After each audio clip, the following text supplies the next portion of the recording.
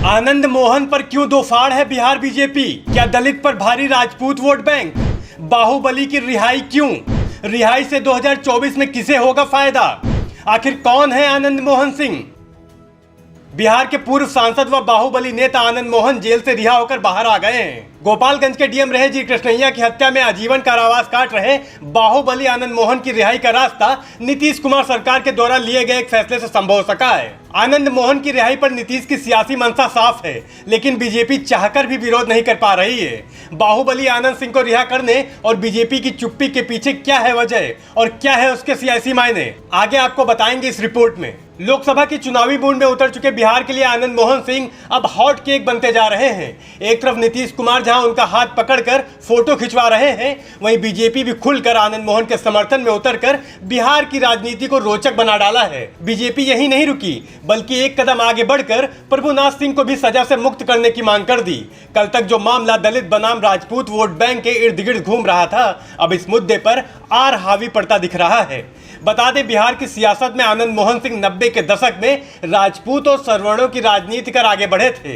कोसी इलाके में वो एक बड़े राजपूत दबंग नेता के रूप में पहचाने जाने लगे।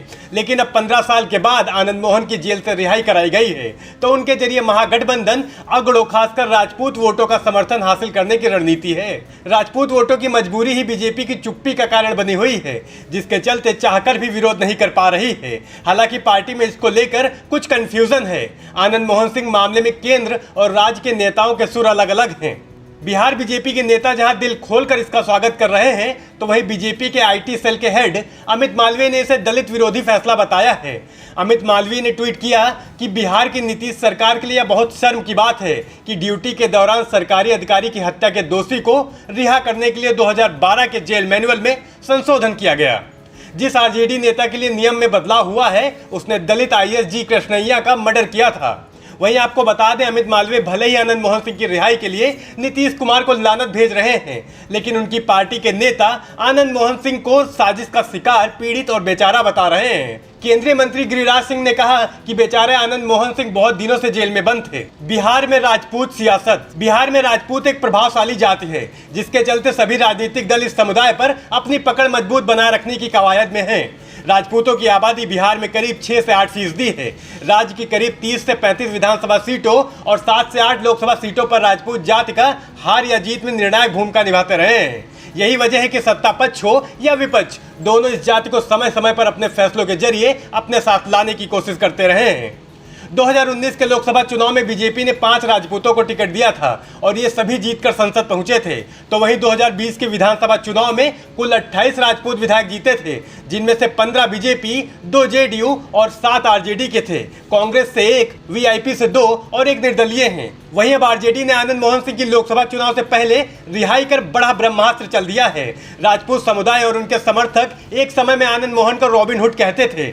महागठबंधन अब आनंद मोहन के राजपूत नेता की छवि का पूरा फायदा उठाने की कवायद में है।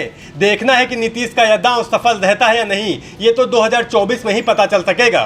कौन है बाहुबली नेता आनंद मोहन सिंह? आनंद मोहन बिहार के सहरसा जिले के पचगछिया गांव से आते हैं। उनके दादा राम बहादुर सिंह एक स्वतंत्रता सेनानी थे।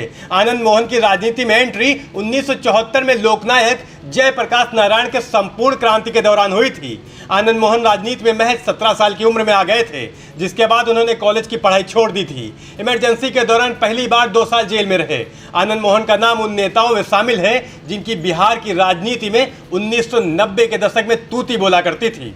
बहरहाल आनंद मोहन की रिहाई से किसको कितना फायदा होगा और नुकसान, ये तो आने वाले चुनावों में ही पता चलेगा। Bureau report, national news now.